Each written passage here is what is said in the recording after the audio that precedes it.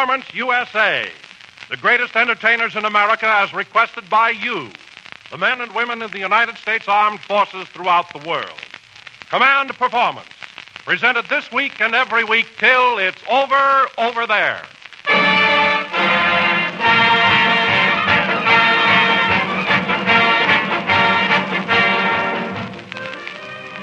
This is Don Wilson bringing you the 186th edition of Command Performance.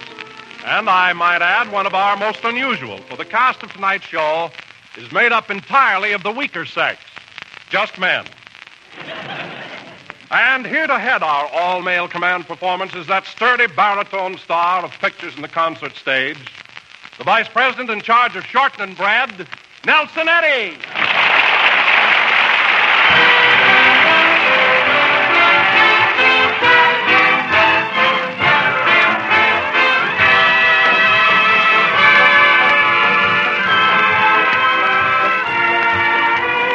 Drums in my heart, I hear the drums roll, deep in my heart, beating with joy. Cymbals I hear, way down in my soul, reaching my ear, crashing with joy. Hail a new day, welcome a bright sky. Humbly I pray, happy am I. Drums in my heart, striking a new chord. Drums in my heart, thank the Lord. Bells are pealing, hearts beat madly, earth floors feeling, smiles down gladly. Lo, we see goodwill. I'm your friend now, you're my brother. Hate will end now, love each other. Love, love, live, thank him.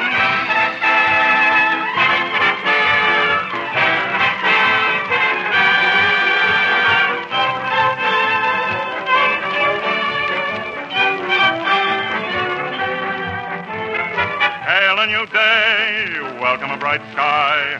Humbly I pray, happy am I. Drums in my heart, striking a new chord.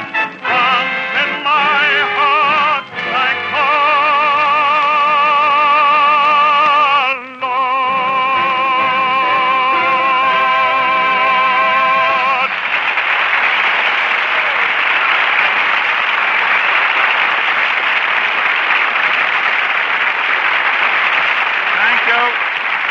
Thank you very much. Say, Don, who started this idea of an all-male command performance? Well, we got a letter, Nelson, from 3 GIs stationed in the South Pacific. They say that all they've heard on their little island for the past 3 years is women, women, women. Well, what's the matter? Don't they like women? Well, they don't know. They haven't tried them. Well, Don, we're glad to comply with their request. Because having a glamorous movie star on command performance every week sometimes leads to trouble, especially when a man is a little lonely. Well, Nelson, I don't see how a mental picture of, say, Lana Turner at our microphone can lead to trouble. Well, mental picture's all right, but you know those CBs. Give them a blueprint and they try to fill it in. Well, Nelson, tell the boys not to worry about Lana Turner. She's still fighting the Battle of Turin Bay. Yeah.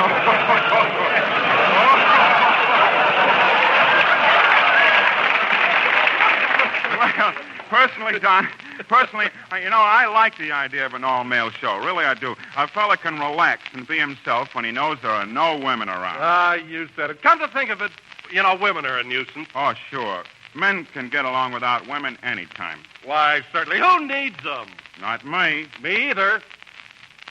Well, that ought to prove we're too old for the Army. Well, now, let's get started with our show, Nelson. Who's our first male guest? Well, the first gentleman we're going to meet, isn't it? Daddy!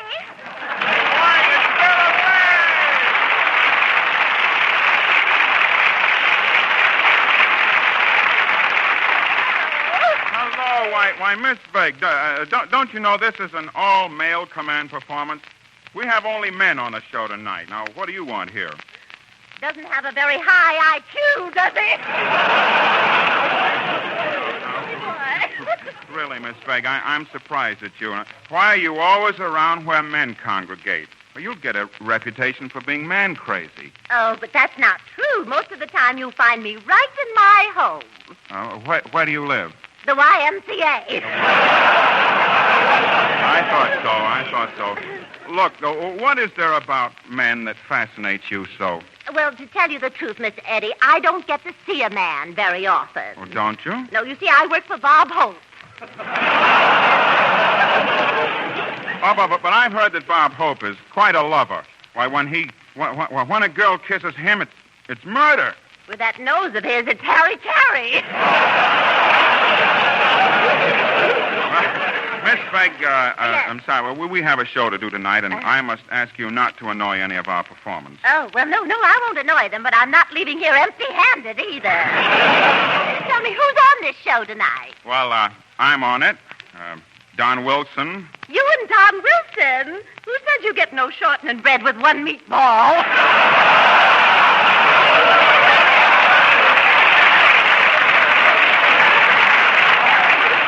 Well, now that'll be enough from you, Miss Begg. You go and sit in a corner while I introduce our next guest. Sit in the corner, all right. Mm-hmm. Well, if anybody wants me, I'll be sitting with the band. With a band?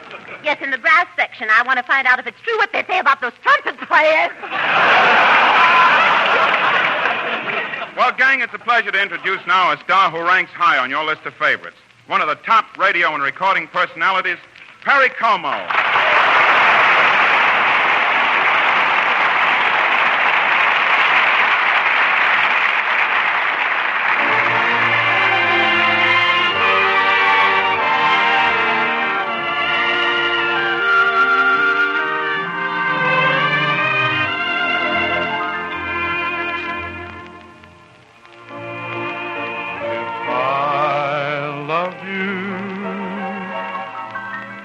Time and again, I would try to say all I'd want you to know.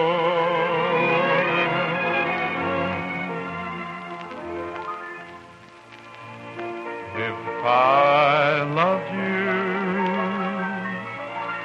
words wouldn't come in an easy way. Round in circles I'd go,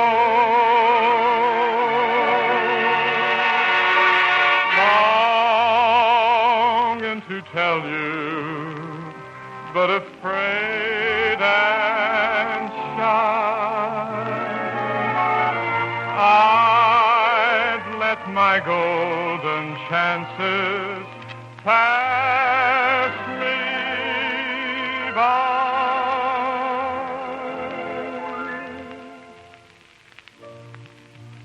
Soon you'd leave me,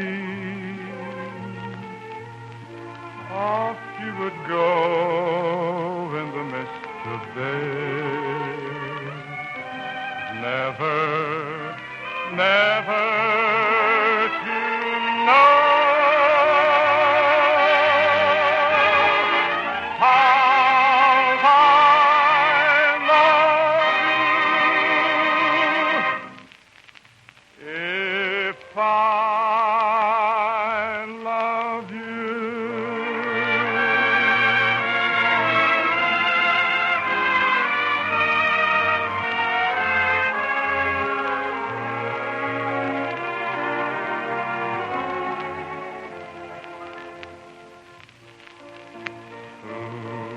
You'd leave me, off you would go in the mist of day. Never to know how I love you. If I love you.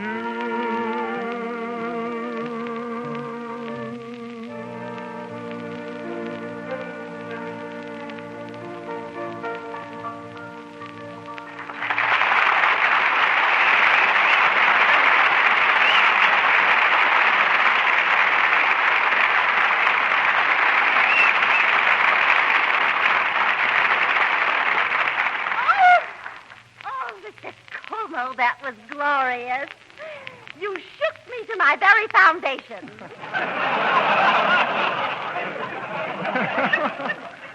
Well, thank you very much, Mr. Wilson. What? I'm not Don Wilson. I'm Miss Vera Vague. Miss Vague. Miss? You certainly do. Oh, you dear boy. Bless your little heart and your big, strong body. Terry, seriously, I want you to know that when you sang just now, you made goose pimples run up and down my spine. Up and down your spine? Yes, I didn't mind them going up, but oh, brother, that return trip.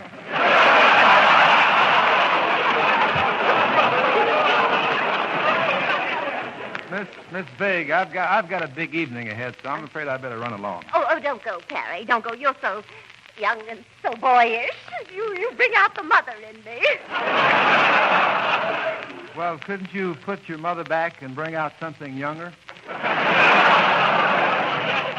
I had something younger, I'd have brought it out a long time ago.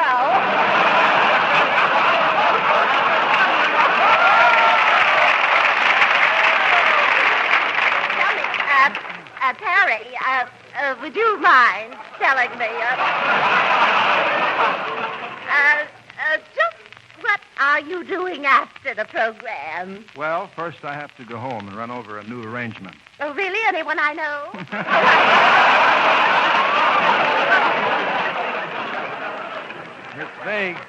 Miss Vague, I'm talking about a song. Well, if that's all, why not go for a little spin with me in the moonlight? We could drive into Griffith Park. It's beautiful there at 1 a.m. Oh, wouldn't you be afraid to be out there with me, alone? Alone? Have you ever seen Griffith Park at 1 a.m.? No, Vera, I haven't. You haven't? Well, you should, Terry. It's very educational. That's where the birds and bees take their young ones aside and show them the people.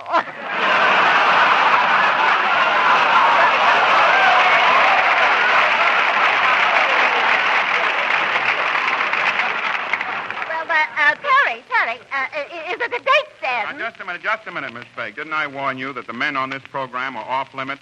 Off limits? Yes, and in the Army, that means a prison term. You mean if I put my arms around Terry like this, I'm off limits? Yes. And if I squeeze him like this, I'm off limits? Yes. And if I kiss him like this, I'm off limits? Yes. Call out the MPs. I want 20 years of this.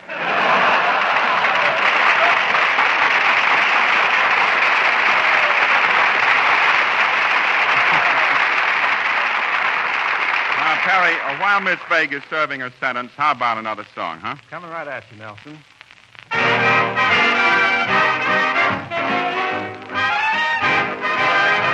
I'm going to love that gal like she's never been loved before. I'm going to show that gal she's the baby that I adore. When she's in my arms again, our dreams will all come true. Then the years between might never have been. We'll start our lives anew. I'm gonna kiss that gal like she's never been kissed before. And though I miss that gal, she's the baby I'm waiting for. We'll never part again. She'll hold my heart again, forever and evermore. I'm gonna love that gal like never been loved before.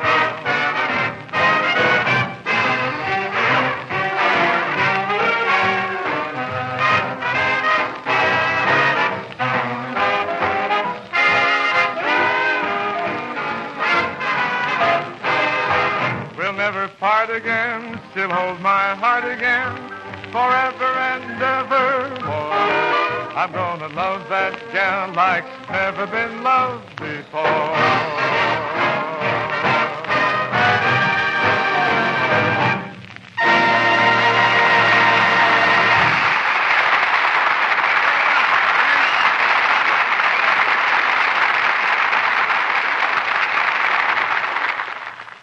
Well, now, gang, we have another special treat on Command Performance.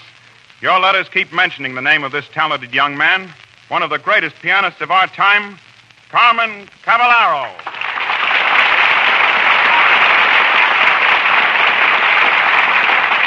Welcome to our little show, Carmen. Yes, indeed. You certainly are welcome.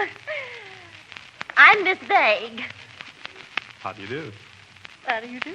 Carmen, I can just tell that we have a lot in common. Why, what do you mean, Miss Vague? Well, you're so Latin, and I'm so anxious.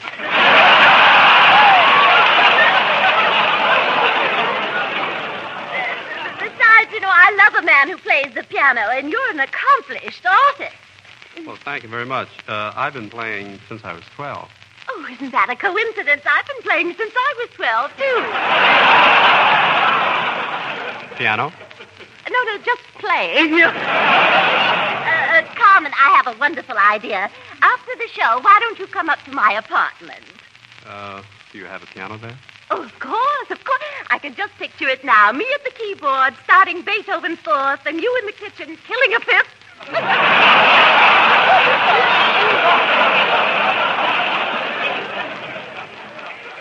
I'm sorry, Miss Vague. It's nice of you to ask me, but I'm only interested in girls who have some talent for music. Oh, but I have great talent for music. I'll never forget the time I made my debut on the concert stage in Richmond, Virginia. You made your debut in Richmond, Virginia? Yes, I did, but nobody showed up. Why not? Oh, I don't know. Somebody was making a big speech at Gettysburg that...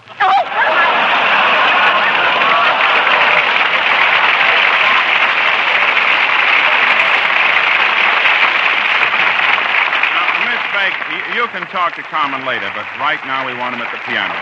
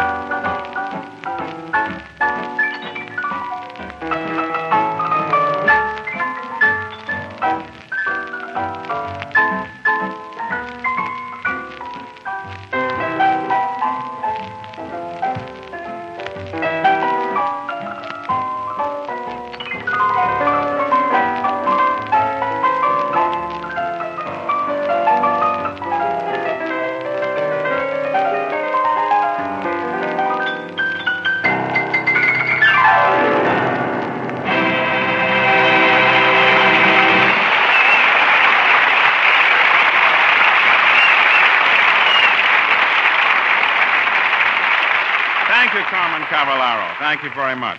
Well, gang, any introduction for our next guest, the eminent Mr. Robert Benchley, would be strictly a waste of time. You've all seen his fine series of short subjects on how to do this and how to do that. And tonight we've asked him down here to give us one of his learned dissertations. Men, once more meet Bob Benchley.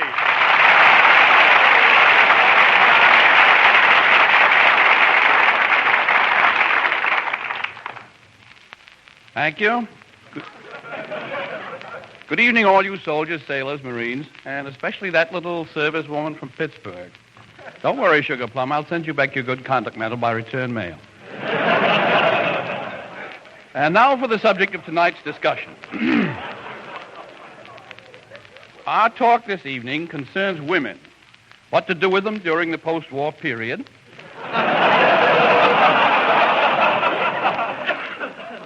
or how to load an M1.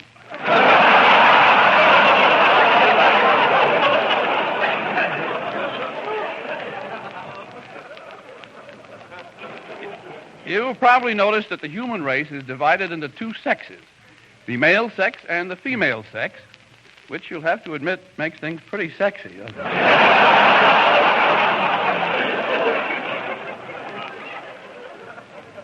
It also brings us back to the M1. Well, that's enough of the M1. Let's get back to women. There are, generally speaking, three types of women: good, fair, and you'll be sorry.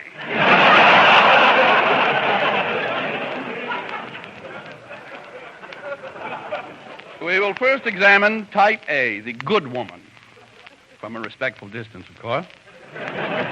Now, what causes a woman to be a good woman? I can definitely state that it's not me.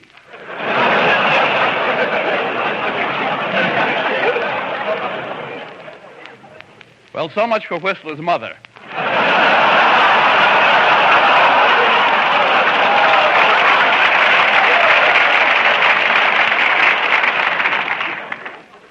We now come to type B, the fairish or mediocre type, with which so many of us are stuck.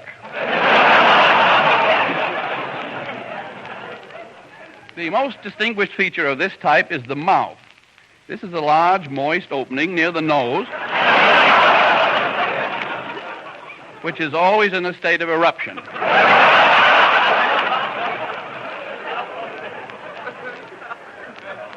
A typical conversation between two women of this group consists of one saying, yada, yada, yada, yada, yada, yada, to which the other usually replies, well, I don't know why you married him in the first place. Type B does have its compensations, of course. She'll go out on dates with you. She'll take a drink with you. She might even go up to your apartment to see your etchings. And it is right at this point that the fairish or mediocre type becomes the good woman.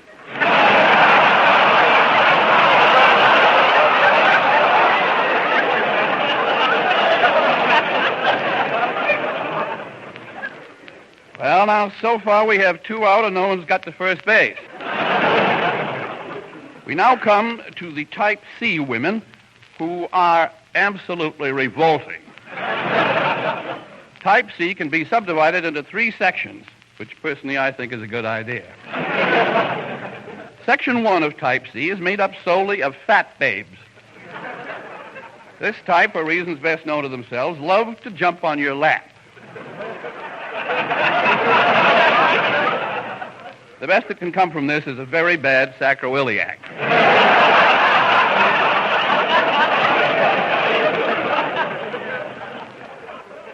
Section 2 of type C is the skinny or female Sinatra type. When this type puts on a sweater, you can't help but say, oh boy, simply because she looks so much like one. And now we take up... Oh, Mr. Bentley! Well, if it isn't Section 3 of Type C.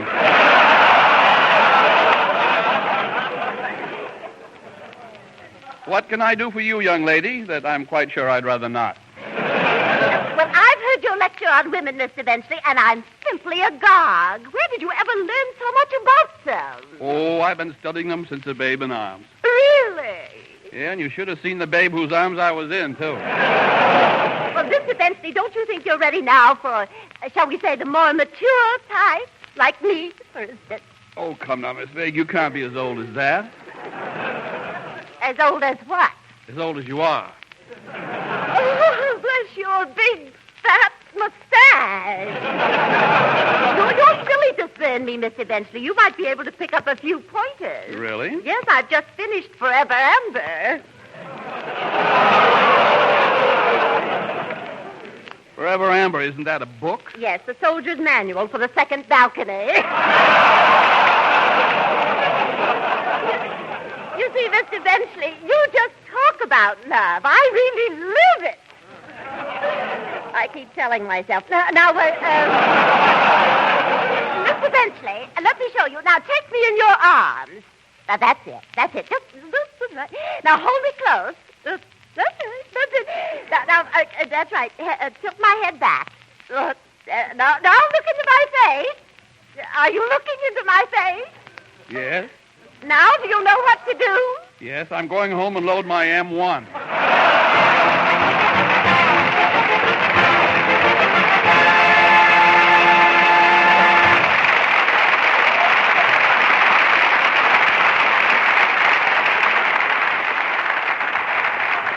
Well, thanks very much, Bob and Vera. And now to answer a couple of requests from over yonder, especially from Sergeant Harold Avery, APO 758, Sergeant Leon Zabenko at APO 920, and the men and officers on the destroyers, the USS Sperry, Spemble, and English. Here's a chorus or two of Beyond the Blue Horizon. Blow whistle, blow away the past. Go engine, anywhere, I don't care how fast. On, from darkness into dawn, from rain into the rainbow, fly with me. Gone, all my grief and woe, what matter where I go if I am free? Beyond the blue horizon waits a beautiful day. Goodbye to things that bore me. Joy is waiting for me. I see a new horizon. My life has only begun. Beyond the blue horizon lies a shining sun.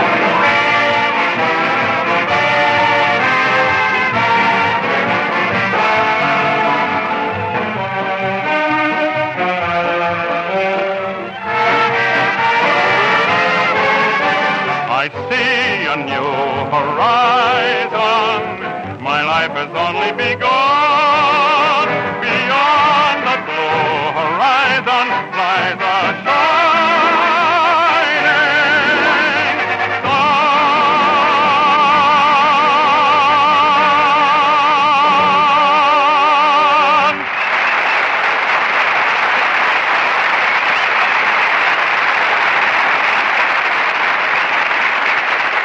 Well, that puts the cap on another command performance, gang. Until next week, this is Nelson Eddy speaking for all of us here and saying so long.